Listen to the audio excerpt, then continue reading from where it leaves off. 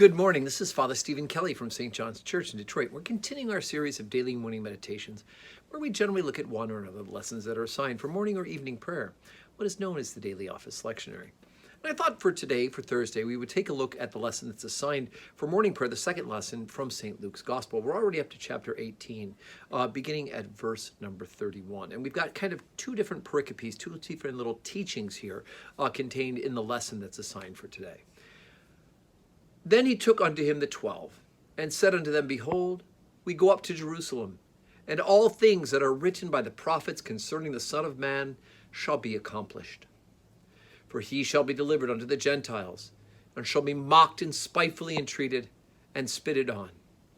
And they shall scourge him, and put him to death. And the third day he shall rise again. And they understood none of these things, and this saying was hid from them. Neither knew they the things which were spoken. And it came to pass that as he was come nigh unto Jericho, a certain blind man sat by the wayside begging. And hearing the multitude pass by, he asked what it meant. And they told him that Jesus of Nazareth passeth by. And he cried, saying, Jesus, thou Son of David, have mercy on me. And they which went before rebuked him that he should hold his peace. But he cried so much the more, Thou Son of David, have mercy on me.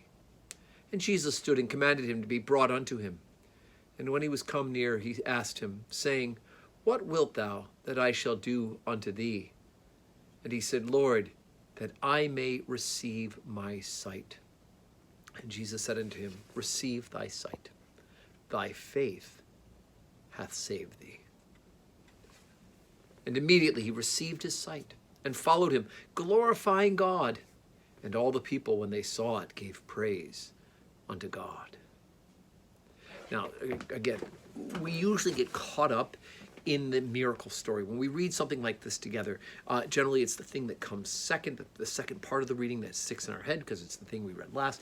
And miracle stories like the healing of the blind man, I mean, that is wow, and so it does stick.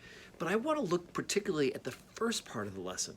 I mean, here is Jesus laying out very plainly what's about to happen, right? We're getting near the end of Luke's gospel, which means the story of his betrayal, of his arrest, of the crucifixion, his death on the cross is coming up. And Jesus is warning them, right? He comes right out and says that all things that are written by the prophets concerning the Son of Man shall be accomplished. So they should know Isaiah, right? They should know the story of the suffering servant. They should know from the Psalms, Psalm 22, they shall pierce my hands and my feet and count all my bones, right? He should know these things. Not a bone of my body shall be broken.